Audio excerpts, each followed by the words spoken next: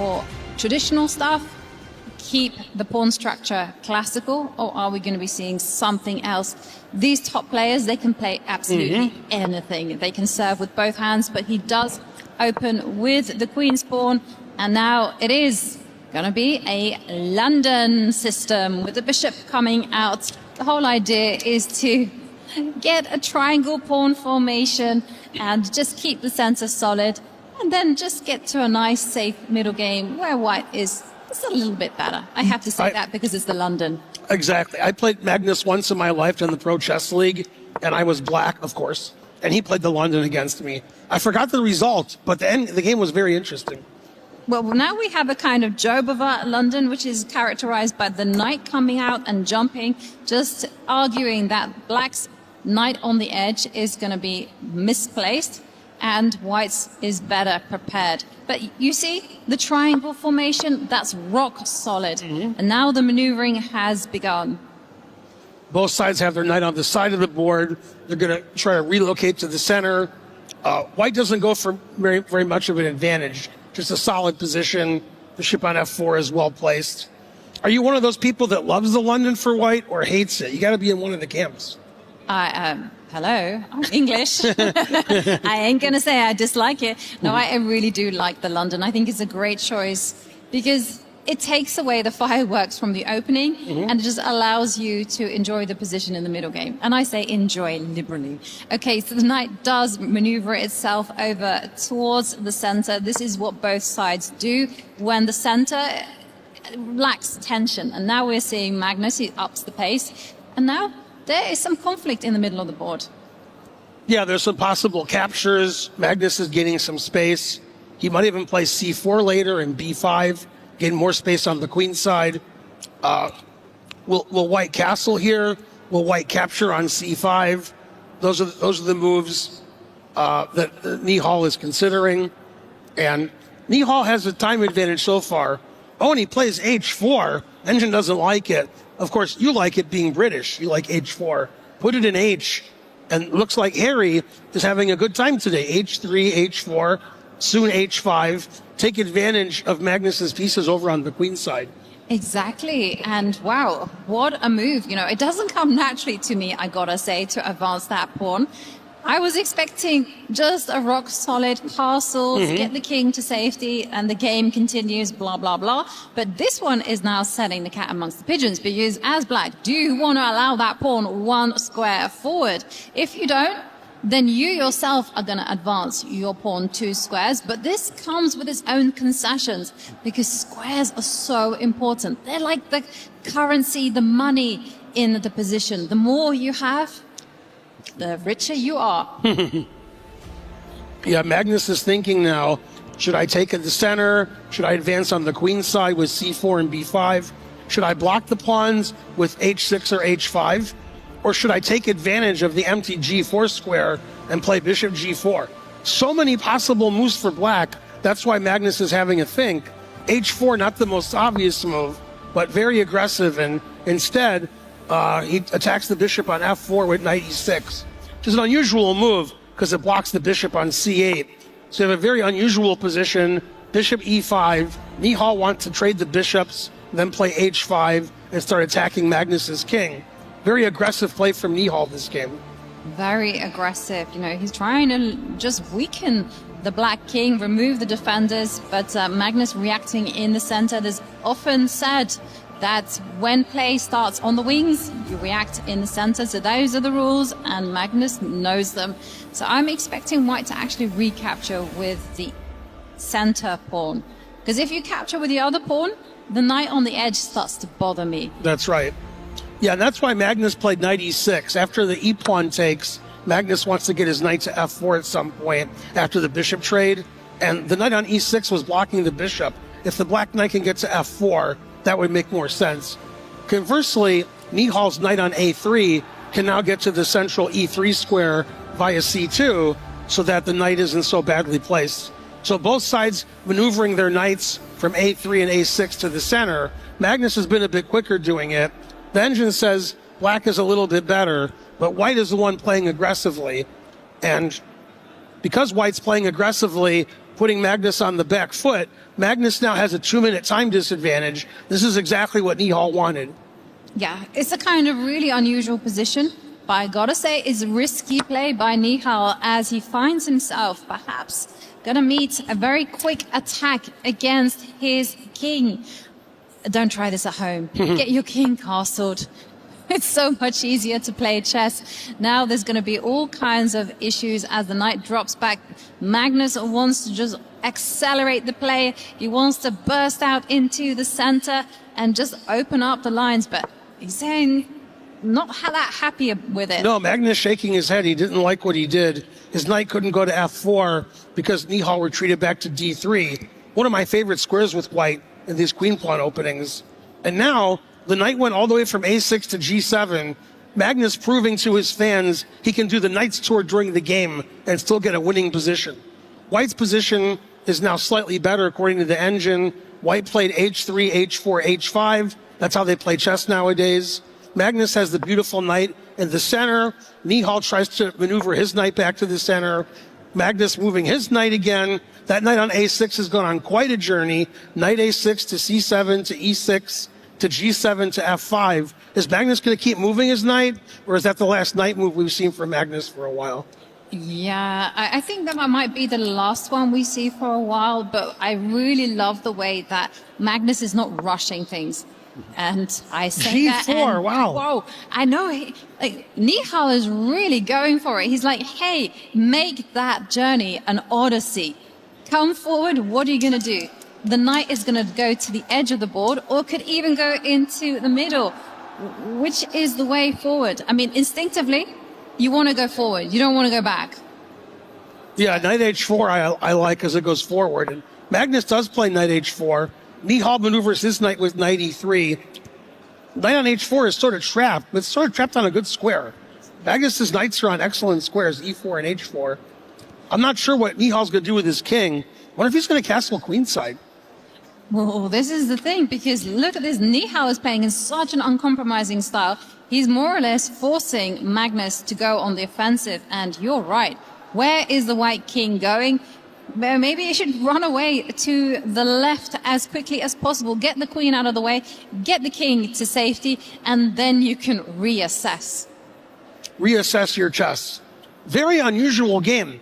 If somebody just watching the game for the first time, I want to tell you that knight on h4, it was on a6 a few moves ago. Magnus is really moving his knights. Magnus shaking his head. The engine likes his position. d5 is a weak pawn. Magnus defends it. And castling queenside is also risky. Black has the half-open c-file. Black can play b5, a5, attacking Nihal's king. Well, Nihal's king is going to be unsafe no matter where it is. He might just leave it in the center. But the question is, how does Nihal improve his pieces? The engine slightly prefers black because black's knights seem to be better than white's knights. They're more in white's territory. And black has nice, safe king. Even though Magnus played g5, his king is very safe over there since the king side is completely blocked. You know, it might be time for the golden rule, which is when your king is feeling the heat, trade off the queens. Like step the queen up one square and just say, hey, let's get those pieces off the board and my king can just live in the middle. And it's all okay. Yeah, I think if I was Nihal, I wouldn't mind trading queens because I'm not sure where my king is supposed to go in the long run. Good idea, Yovi. Well, that's only going to happen if it happens, if Magnus allows the queen trade. But Nihal calculating, big question. Does he try to force the trade of queens? Does he run with the king, just scram to the left? Or is there something else? I just don't see the breakthrough. And okay, there's a move I wouldn't have predicted. Rook h3. Keeping us guessing. What is the point of this move? Does he... No, I'm not seeing it. I'm wondering if he wants to defend the g3 square so he can play f3. It still seems like a strange idea, kicking the knight out of e4. Well, he's not going to castle kingside, Yovi. No, he's not going to do that anymore. But, you know, you do have to look after the old man. You really do have to take care. And you know, if Magnus were feeling really feisty, he'd try and punish that immediately. You know, you can punish that by going, breaking through with the pawns right now, create the conflict. This is also clever. Just saying, okay, given a miss, but hey, very natural move, saying, hey, if you ever want to find solace with your king in that direction, you're not going to get it because that pawn is marching those squares forward. And there's also no queen trade at all. So right, I stops like queen this b4. move. I like a5 too. I guess humans and computers like different moves. Yovi and I and Magnus all like a5, and the computer says a5 terrible, and also doesn't like a4. I'm really getting worried about Nihal's king. It looks like it doesn't have a safe place to go, and I'm wondering if in the next 5 to 10 moves, Magnus is going to have some attack against that king on e1. Yeah, but having lifted up that rook rather strangely, you should be consistent, right? A bad plan is better than no plan at all. And so I kind of like your idea of just kicking that knight away from the center, and then I don't know what next. No, I'm not sure what White's going to do here. Very unusual position. I think for Magnus, just going to try to play b5 at some point, or you can play bishop f7 and e5, break open in the center where White's king is. And again, I like Magnus's position. Magnus has more time. The match is going well so far for Magnus. Seems like he's pretty happy with his position. And White's play very strange. Rook h3, leaving the king on e1, h4, h5. I thought it was going to be a more solid game like you did when he played. I thought he would castle short, put his pieces in the center, and instead he played h4, h5, rook h3, kept his king in the center, making the game more double-edged. But now Nihal's taking a lot of time on the clock because it's not clear what to do. And he does play f3, never play f3. Yeah, Ben is not a fan, but, why not? And there he drops back with the bishop, and, well, Nihal is playing in such a kind of random way that it's kind of confusing, even though the engine Yes, I'm very approve confused. And doesn't kind of get blinded by the lights. But I would be very confused as well, because there's a danger that Magnus could get his knights trapped on the edge of the board if he does not continue in the right way. Yeah, I think Magnus has to play f5 at some point so his knights can get out and he can defend his knights. That's very complicated because it gives e5 to White, weakens the d5 pawn. Magnus is having a thing. Position is very strange. It doesn't look like two super GMs. Looks like two kids playing in a weekend Swiss that don't know the rules very much and just move their knights every move. That's how super grandmasters play sometimes. Yeah, and they do say that loose pieces drop off. So bear in mind, I just noticed that the rook is loose, and there are tactical ideas of knight takes pawn, and the whole idea is that you can't capture that knight because the rook is hanging. But there again, you have to go into calculation mode. You have to work out what is going to happen. So, okay, it is Hey, that's there. what you said. Well, it was there. I'm a greedy person. I like to snatch up pawns. So we're going to see rook takes knight. Now, is this going to be working for Nihal as we see the evaluation bar saying yes? This was a good trade. And wow, the position just got a whole Well, there's a lot of lot. H-pawns in this game. Both sides have H-pawns. I mean, it's just completely messy. It's so crazy. Black is like 2 moves away from promoting the pawn. So you have to act quickly. And how are you going to stop? How are you going to stop that pawn? Are we from going to stop advancing? Harry? Yes. Yeah, Harry's looking good. He's looking good. And The engine says White's doing well, but I'd hate to be White here because that H-pawn is getting pretty close to promotion. exactly. Okay, he Wow, wins. I was going to say, I don't see a safe place for White's king. And Nihal moves his king out of the way, move his bishop out of the way next, so the rook controls H1. Well, okay, this is a nice idea. So the whole idea is you're going to stop the pawn from advancing. You can just simply control the promotion square. So Magnus tucks his king into the corner. He's going to use all of his pieces. And I got to say, this is such a dangerous position for both sides. It's not going to be easy playing this with 3 minutes and with a black H pawn on H3. And it's not going to be easy because if black doesn't do anything, then White is slowly going to start to unravel coordinates. White does have 2 pieces for a rook, Exactly. and Black has that passed H-pawn as compensation. Nihal wants to trade queens because the king is on D2. Engine doesn't like the queen on A3. Very difficult for a human to play here. The position is so unusual with the white king on D2, Black having the passed H-pawn, 2 pieces for a rook. Some of the pieces aren't well placed. Very complicated position. Tough to play for both sides. The engine wants to trade queens, messing up white's pawn structure, then double rooks on the g file, giving black counterplay. Then black can try to play rook g1, get rid of the white rook, and then promote that pawn. And that's what Magnus does. Plays exactly the engine recommendation. Not very shocking. Magnus plays like the engine quite often and messes up white's pawn structure. White has a terrible pawn structure. Black has a passed pawn. Black wants to trade rooks and get that passed pawn going. And Nihal is just hoping the H-pawn doesn't promote over the next few moves. Scary times, I gotta say, for white, because yes, it might be objectively equal, but black's plan is just simply just to come in, trade a set of rooks, and then it's going to be very difficult to prevent the advance of the H-pawn. So Nihal has to find the right move. I'm wondering whether you even have the time to grab the pawn in the middle. On d5. Yes. I mean, that takes guts.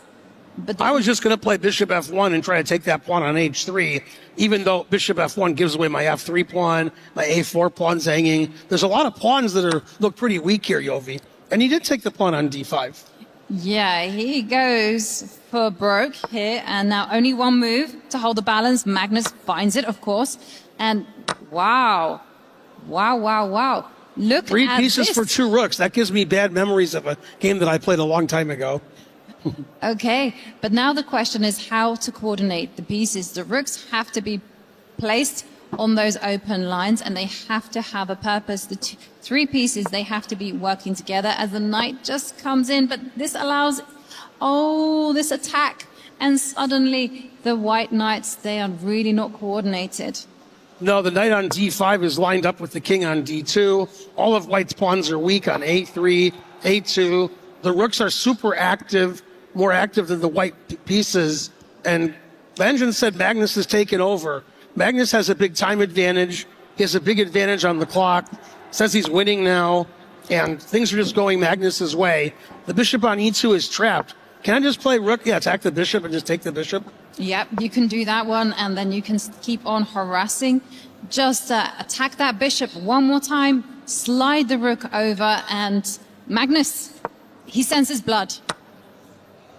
Oh, but hang on a second. Maybe this is not the most precise way, because Nihal is... No, Nihal saved his bishop. Now it seems like he's okay. Still worse, but maybe he can hold the draw. Well, he says 54 seconds on the clock, so Nihal going to have to play super actively to save this one. The problem is that A-pawn is a runner. Uh-oh. Run with the A-pawn. Just it's get tough it to stop marching. pass pawns when you have 45 seconds on your clock. No, and how are those pieces going to stop that pawn? It's going to easily get to A2, and then it can just be... It's funny, Magnus had a passed H-pawn a few moves ago. Am I dyslexic? What happened there? There was a pawn on H3? He gave it up. And then now he's a passed pawn on the A file. Yeah. Amazing. This is why Magnus is so good. He doesn't just play on one side of the board. There comes the A-pawn. I mean, you're going to have to give up one of those pieces to stop that pawn from promoting. And 20 seconds for Nihal. Uh-oh. Yeah, this isn't looking good for Nihal. 15 seconds left. He just closed his eyes, too. That wasn't good. Yeah, he's already given up in his head.